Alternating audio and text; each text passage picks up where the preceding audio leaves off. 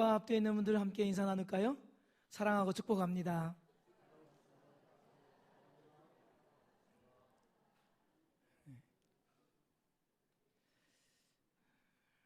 네, 우리 김형래 지사님 다리를 다치셨다가 오랜만에 나오셨어요. 우리 남편 선생님하고 함께 나오셨는데 우리 뜨겁게 격려의 박수 한번 부탁드리겠습니다. 네, 감사합니다. 네, 우리 임재천 지사님이 잠깐 병원에 입원해 계시는데 검사 받기 위해서도 함께 기도해 주시기 바랍니다. 오늘 함께 말씀을 보겠습니다. 미국 알코올 중독 예방 협회에서는 같은 방식으로 일을 하면서 다른 결과를 기대한다는 것은 정신질환의 일종이다, 이렇게 말을 합니다. 실패한 방식을 계속해서 유지하면서 성공하려고 한다거나 좋은 결실을 맺으려고 한다는 것은 자기 기만에 해당된다 하는 것이죠.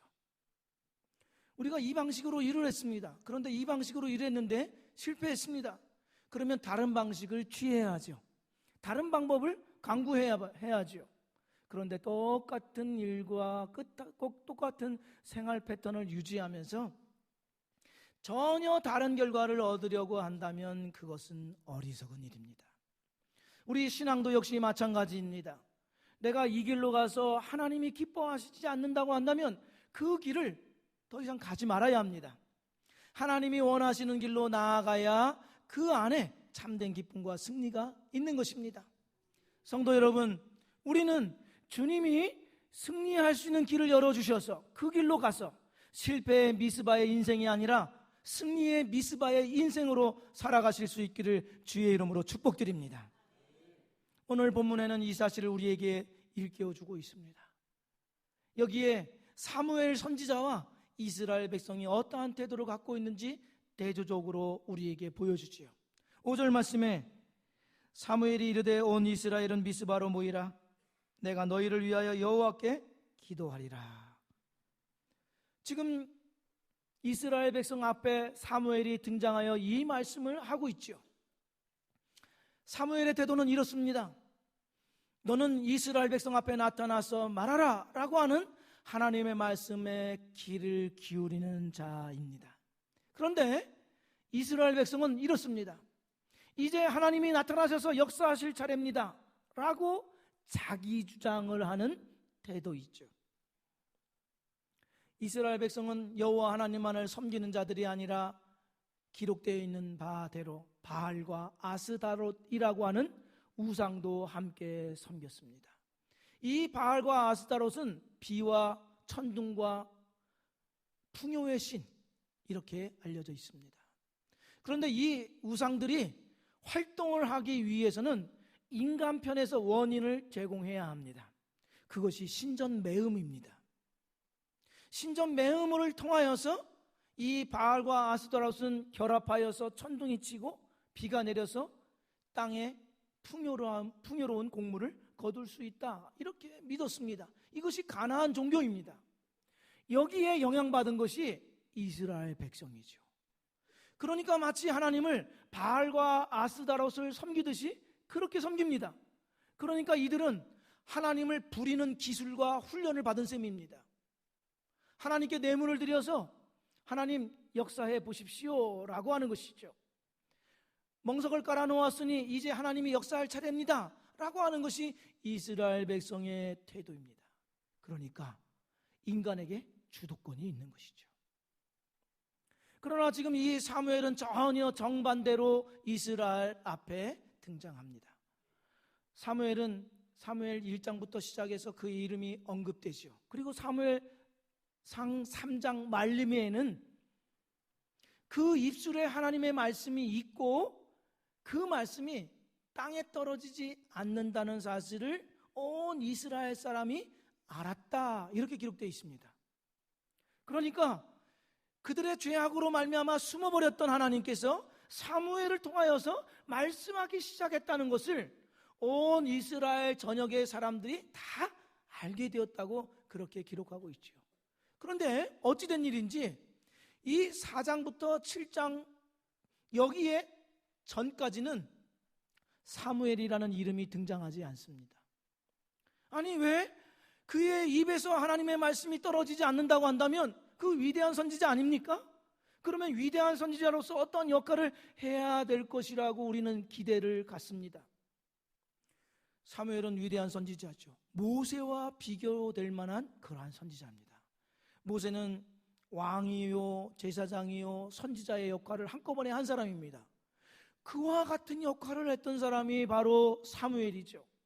그런데 그런 위대한 선지자라고 한다면 지금 이 7장에 이르기까지 얼마나 민족적인 격변과 위험과 고통을 당하고 있었습니까?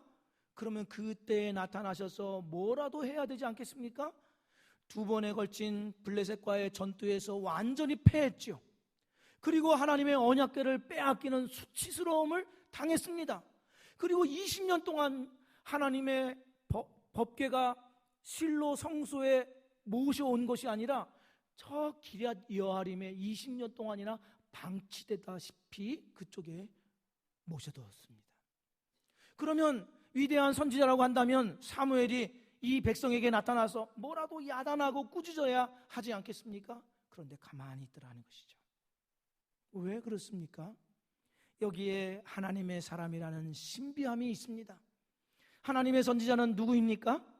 하나님께서 그 입에 말씀을 주셔서 어디로 가라, 누구에게 가라, 그에게 말씀을 전하라, 너의 생각을 보태지 말고 내가 준 말만 그들에게 전하라, 이렇게 명령을 받아서 나타나는 사람들이 선지자입니다. 하나님께서 그에게 말씀을 주셨기 때문에 어디서나 아무 때나 나타나는 사람이 아닙니다. 자기가 살고 있는 시대의 모든 환경과 여건과 상황을 다 알고 있습니다. 다 알고 있는 까닭에 내가 나아가서 하나님의 말을 전해야 되겠다라고 해서 말하는 사람이 아닙니다. 나에게 충분한 준비가 다 되었습니다. 내가 이렇게 충분한 준비가 되었으니 이제 내가 이 민족 가운데 누구에게 가서 내가 말해야 되겠다라고 하는 사람이 선지자가 아닙니다. 선지자는 자기의 때와 사명과 역할을 스스로 정하는 사람이 아니라 전적으로 하나님이 정해서 말씀하시는 사람이 선지자입니다. 이것을 알았던 까닭에 사무엘은 자기의 때를 기다리고 있었습니다. 자기의 때를 기다렸다고 하는 것은 하나님께서 언제 이 백성에게 나타나서 말하라고 말씀하시는지 일러주시는지 그 때를 유심히 기다리고 기다렸다, 이런 뜻입니다. 그러니까 사무엘 선지자의 이 등장은 이스라엘 백성에게 이렇게 말하는 것입니다. 하나님의 백성은 자기가 결정권을 갖고 있어서 주도적으로 자기의 인생을 살아가는 사람들이 아니다. 하나님의 주권과 행위에 너희들의 모든 인생을 온전히 맡겨 순종하라. 이것을 일러주는 것이 사무엘 선지자의 등장인 것이죠. 하나님은 우리의 생각과 지식과 경험과 우리가 가지고 있는 힘보다도 더 위대하신 하나님이십니다. 모든 세상 사람들의 삶을 다 합해 놓은다 할지라도 하나님의 생각을 뛰어넘을 수 없고 하나님의 생각을 완벽하게 구현해낼 수 있는 사람들이 있지 않습니다. 세계 기독교 백과사전에는 이 세계의 기독교 교파가 33,000개로 기록되어 있습니다. 야, 그렇게 많아? 라고 얘기할 수 있죠. 더 부정적으로 이해하게 할 수도 있습니다. 그러나 또 이렇게 생각해 볼 수 있습니다. 세계에 33,000개의 교파, 기독교 교파 33,000개만 있는 것이 아니라 3억 3천만 개가 있다 할지라도 하나님 한 분을 온전하게 표현해내고 하나님의 생각을 능가할 수 있는 이 세상에 있는 사람들은 그렇지 못하다 하는 것을 알 수가 있죠. 그만큼 우리의 생각과 우리의 경험을 뛰어넘는 하나님이십니다. 하나님의 생각은 하늘이 땅에서 먼 것과 같이, 동이 서에서 먼 것과 같이 우리의 생각으로 다 측량할 수가 없습니다. 그렇다고 한다면 하나님께서 우리에게 주신 인생에 대해서, 우리의 목표와 삶의 방향에 대해서, 내 비전에 대해서 나는 나의 스스로 결정하는 사람이 아닙니다. 신자는 하나님이 정해주신 인생을 살아야 하고 하나님이 정해주신 목적과 비전대로 살아가야 하는 사람이 신자인 것입니다. 그렇다고 한다면 우리가 원해서 이 시대를 살고 이 시간을 보내고 우리가 원하는 까닭에 우리의 가족 구성원이 된 것이 아니죠. 하나님이 이 시대를 살게 하셨습니다. 어둡든지 밝든지 이 시대를 살아가도록 우리에게 이 땅에 두신 것입니다. 내가 원함이 아니라 하나님이 원하셔서 우리의 가족관계를 구성하여 살게 하셨죠. 남성이라고 하는 성정체성, 여성이라고 하는 성정체성 하나님이 주신 것입니다. 그 안에 우리는 내 결정에 따른 것이 아니라 하나님의 결정에 따라 살도록 부름을 받은 것입니다. 그 주도권에 우리가 순복하여 살도록 주님께서 명령하고 계신 것이죠. 그런데 사람들은 자기의 인생을 살겠다고 자기 주도적으로 결정해 갑니다. 가족도 버립니다. 자기 인생도 버립니다. 자기에게 있는 십자가 같으면 짐스럽다고 다 벗어 던집니다. 도피하고 회피하죠. 그러면서 이렇게 이야기하죠. 이제는 내 인생 살겠다고 얘기합니다. 내 인생 살겠다. 신자라고 한다면 내 인생이 아니라 주님의 인생을 살아야 합니다. 부르심 받은 그 자리에서 자기의 인생을 그 가운데서 살아내야 하는 것이 신자의 사명인 것입니다. 자기 도취에 빠진 인생은 다른 사람을 눈여겨보지 않습니다. 다른 사람을 고통스럽게 만듭니다. 신자만이 제대로 된 인생을 살아갈 수 있지요. 믿음으로 산다는 것이 무엇입니까? 믿음으로 사는 조건이 마련되고 환경이 있으면 내가 믿음으로 살아가는 것을 말하는 것입니까? 아닙니다. 신자에게는 믿음으로 살 수 있는 조건이나 상황이 따로 구별되어 있지 않습니다. 모든 상황에서 나에게 주신 하나님의 사명과 역할대로 살아가야 하는 것이 신자다운 삶인 줄로 믿습니다. 이 팀 한셀이라는 사람이 자기 친구 이야기를 이렇게 기록해 놓았습니다. 자기 친구가 기도 부탁을 해왔어요. 하나님의 뜻대로 내가 살겠다고 하는데 나의 미래와 나의 삶에 대해서 하나님이 말씀해 주시면 그 어떤 것인지 내가 그것대로 충성스럽게 살겠다, 이렇게 다짐을 하면서 기도를 하는 중이라고 이야기했습니다. 그러면서 이 팀 한셀이라는 사람에게 기도 부탁을 하는 것이죠. 자기가 나아가야 할 방향을 뚜렷하게 하나님께서 보여주시기를 함께 기도해 달라는 것입니다. 어느 날 이 친구가 기도 응답됐다고 이야기합니다. 그래서 이 팀 한셀이 그렇게 물어보았어요. 하나님께서 어떻게 자네의 인생을 인도하신다고 하시던가? 응답이 뭔가? 이렇게 물어봤어요. 그 친구가 이렇게 이야기했습니다. 기도했더니 주님께서 이렇게 말씀해 주시더군. 너는 나를 따르라. 애게하는 표정이신데요. 너는 나를 따르라. 내 삶의 방향은 내가 정하는 것이 아니고 주님이 정하시는 것입니다. 내 비전은 내가 정하는 것이 아니고 하나님이 보여주시는 것입니다. 깨닫게 하시는 것입니다. 하나님은 나의 생각을 뛰어넘는 지혜로움이 있고 나의 능력을 뛰어넘는 능력이 있으십니다.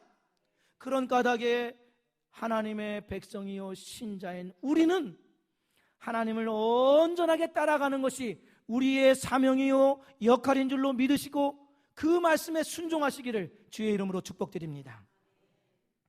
이것이 사무엘이 이스라엘 백성 앞에 등장한 깨달음입니다.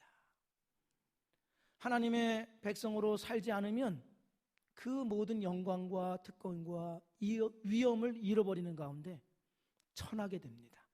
천박하게 되죠. 물질이 없어서 천박하게 되는 것이 아닙니다. 돈이 없어서 천박하게 되는 것이 아니라 하나님의 백성이 하나님의 백성답게 살지 못하면 천박하게 되는 것입니다. 그때 사무엘 선지자가 그들에게 나타나서 다시 위엄과 영광을 찾을 수 있는 방법을 제시합니다. 그것이 5절 하반절에 나와 있습니다. 내가 너희를 위하여 여호와께 기도하리라 라고 말하고, 또 8절에 이렇게 이스라엘 백성은 사무엘에게 요청하지요. 당신은 우리를 위하여 우리 하나님 여호와께 쉬지 말고 부르짖어 우리를 블레셋 사람들의 손에서 구원하시게 하소서. 그리고 9절 말씀 함께 읽습니다. 사무엘이 젖 먹는 어린 양 하나를 가져다가 온전한 번제를 여호와께 드리고 이스라엘을 위하여 여호와께 부르짖음에 여호와께서 응답하셨더라. 여기에 공통된 구절이 뭐가 있습니까? 기도입니다. 기도와 금식을 지금 사무엘이 영광과 위엄을 회복할 수 있는 길로 제시하고 있습니다. 지금 이스라엘은 블레셋에 의해서 압제를 당하고 있단 말이죠. 그러면 이 악한 세력으로부터 벗어나야만 하나님의 백성으로서의 위엄과 영광을 되찾을 수 있습니다. 그러나 사무엘이 제시한 이 방법은 막강한 철 무기를 들고 있는 블레셋을 상대할 수 있는 방법이 아닙니다. 오히려 무식하고 미련하고 비현실적으로 보이는 것이죠.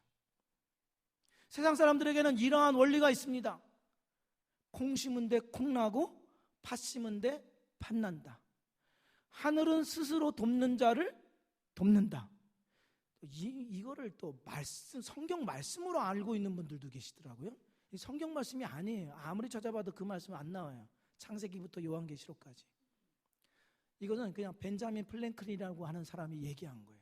하늘은 스스로 돕는 자를 돕는다. 내가 노력하고 수고해야 그에 맞는 복도 온다, 이런 뜻이죠.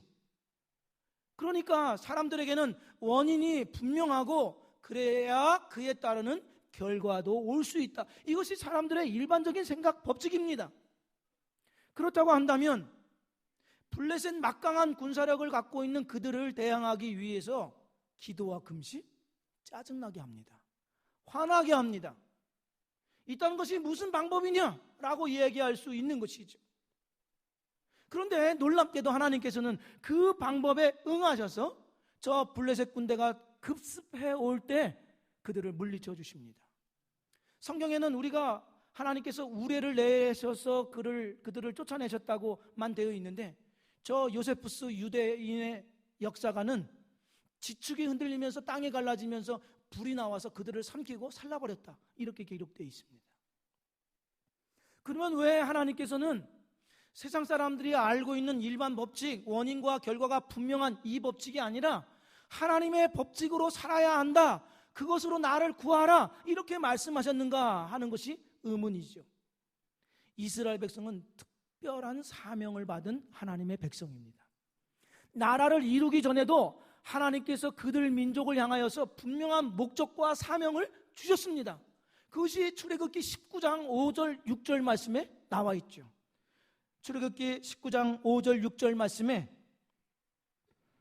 세계가 다 내게 속하였나니 너희가 내 말을 잘 듣고 내 언약을 지키면 너희는 모든 민족 중에서 내 소유가 되겠고 너희가 내게 대하여 제사장 나라가 되며 거룩한 백성이 되리라. 여기에 뭐라고 기록되어 있습니까? 내 말을 잘 듣고 내 언약을 지키면. 곧 이스라엘 백성은 하나님의 법칙대로 살아야 한다, 하나님의 말씀대로 살아야 한다, 처음부터 끝까지 하나님의 은혜로 살아야 하는 민족이다, 이런 뜻입니다. 이것이 왜 필요했냐 하면 이렇게 삶으로써 주변 세계에 있는 모든 사람들에게 하나님의 은혜가 얼마나 큰지, 하나님은 너희들을 사랑한다, 하나님은 죄를 미워한다, 하나님 없이 살아가는 삶이란 매우 끔찍하고 위험스럽다, 그러니 하나님의 다스림으로 돌이켜 그의 통치를 받으라, 이것을 깨닫게 하는 민족이 이스라엘이라는 것이죠. 그러니 하나님의 법칙대로 처음부터 끝까지 살도록 말씀하시는 것입니다. 하나님이 누구신지를 이스라엘 백성이 보이라, 이 사명을 받았습니다. 그런데 이들이 하나님이 그들의 목적이고 내용이고 그것이 삶의 방법이라는 사실대로 살아간다는 것이 쉽습니까? 우리가 처음부터 끝까지 일반 법칙, 수고하고 땀 흘리는 것을 무시하는 것 아닙니다. 우리는 그렇게 살아야죠. 그러나 세상에는 그러한 방법만 있는 것이 아니라 하나님의 은혜가 있다는 것을 깨닫게 하기 위해서 우리는 처음부터 마지막으로 하나님의 은혜로 삽니다 라고 하는 이 삶이 쉽겠느냐 하는 것입니다. 쉽습니까? 어렵죠. 어려워요. 당장의 세상은 우리를 향하여서 거칠게 도전해 옵니다. 이렇게 말하죠. 교회 가서 살면 죽어. 그렇게 살다가는 망해. 이렇게 말하죠. 제가 조금 현실적으로 말씀드리죠. 교회에다 그렇게 살다가는 언제 전세면 할 거야? 언제 월세면 할 거야? 언제 집 사? 애들은 무슨 고생이야? 애들이 불쌍해. 이렇게 이야기하죠. 저희 아버지는 예수 믿기 전에 저에게 이렇게 말씀하셨습니다. 교회 가면 밥을 줘, 돈을 줘. 그래서 제가 밥 주는데요, 그러다가 뒤지게 맞았습니다. 뭐야? 그러면서. 서유석이라는 가수 아시죠? 가는 세월 부른 가수. 이 서유석의 또 다른 노래가 너 젊어봤냐? 나 늙어봤단다 라는 노래가 있어요. 아니, 너 늙어봤냐? 나 젊어봤단다. 이런 노래가 있어요. 여기 가사에 이런 가사가 있습니다. 세상은 30년 동안 나를 속였다. 어디 세상이 30년 동안 사람을 속입니까? 그렇지 않죠. 신자들을 끊임없이 일평생 내내 속입니다. 왜? 세상이 우리에게 들려주는 정보나 그 모든 일들은 다 절망적입니다. 왜? 하나님이 없이 세계를 바라보니 모든 것이 다 절망적입니다. 그렇게 살다가는 죽는다. 그렇게 살다가는 망한다. 교회에 가서 기도만 하면 되는 줄 아느냐. 세상은 다 하나님 없이 우리에게 절망적인 소식을 가져다 줍니다. 그런데 놀랍게도 오늘 이 에베네셀은 우리에게 이 말씀을 일깨워줍니다. 하나님의 방법대로 하나님의 은혜로 산다는 삶은 변화가 일어난다. 이렇게 말씀하십니다. 이 에베네셀 미스바라는 지역이 어느 지역입니까? 20년 전에 블레셋에게 전쟁에 패하여서 언약궤를 빼앗긴 수치스러운 장소가 미스바요 에베네셀입니다. 그런데 동일한 그 장소에서 어느 때는 패하고 어느 때는 불가능한 중과 부적의 적들을 섬멸할 수 있다는 사실을 우리에게 일깨워 주죠. 무엇이 하나님의 백성에게 중요하다는 것입니까? 하나님과의 바른 관계이며 하나님의 백성은 처음부터 끝까지 하나님의 은혜를 구하고 의지해야 한다는 사실을 우리에게 일깨워 줍니다. 비현실적인 것 같죠. 피부적으로 느껴지지 아니하고 당장에 실용적이지 않지요. 그러나 하나님을 의지하고 그 은혜를 구하는 백성들을 하나님께서는 손 놓아 두지 않으신다고 약속합니다. 신자는 노력으로 사는 자들이 아닙니다. 노력해야 합니다. 땀 흘리고 수고해야 합니다. 그러나 신자의 승리는 나의 노력과 수고에 달려있지 아니하고 하나님의 은혜에 달려있다고 믿는 자들이 신자인 것입니다. 목회자들이 모이면 종종 이런 이야기합니다. 목회는 하나님의 은혜가 아니면 할 수 없는 정도가 아니라 불가능해. 이렇게 얘기하죠. 진짜 그렇습니다. 목회는 하나님의 은혜가 아니면 할 수 없는 정도가 아닙니다. 아예 불가능합니다. 하나님의 은혜가 있지 아니하고서는 감당할 수가 없습니다. 그런데 어디 목회뿐입니까? 신자 성도 여러분 한 분 한 분의 삶 역시 하나님의 은혜가 아니면 믿음의 길을 걸어갈 수가 없습니다. 신자로서의 삶을 살아갈 수가 없습니다. 처음부터 끝까지 하나님이 도우시고 하나님의 은혜로 살펴주셔야만 나다운 삶을 살아갈 수가 있는 것입니다. 우리는 종종 우리 스스로 이렇게 자신에게 묻곤 하죠.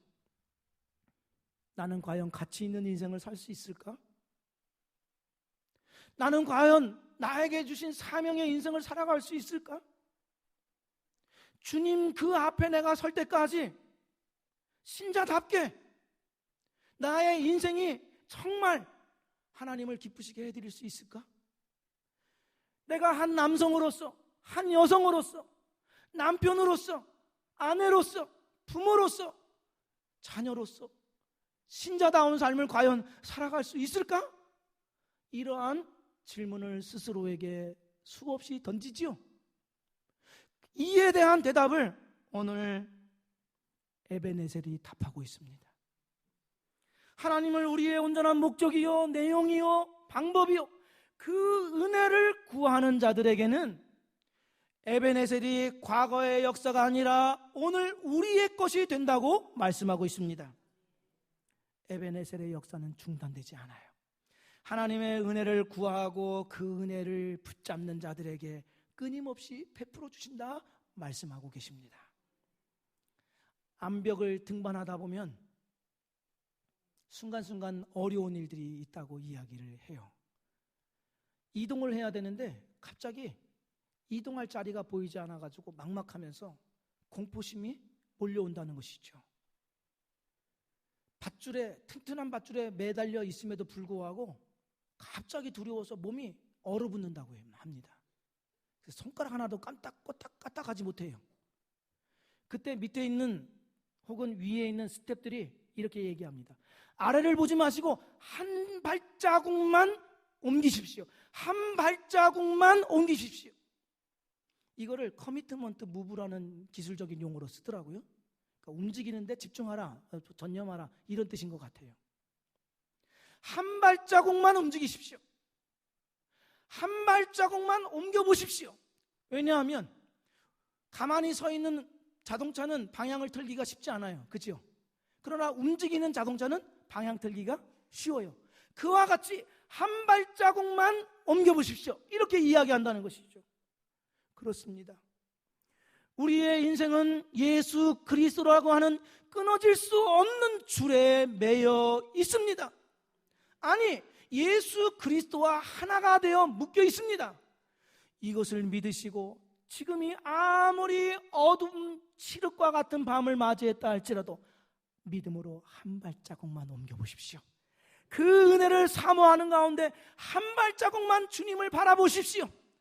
그렇게 할 때 주님께서 우리의 삶 가운데 역풍이 변하여 순풍으로 바꾸어 주시는 그 놀라운 은혜를 체험하게 될 줄로 믿습니다.